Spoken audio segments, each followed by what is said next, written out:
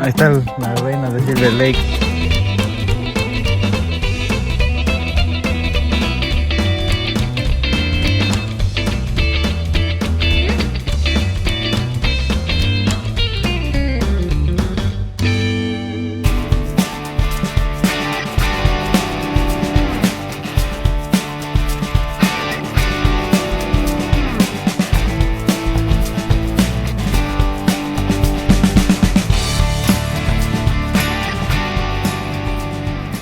Estas son las condiciones en mi calle.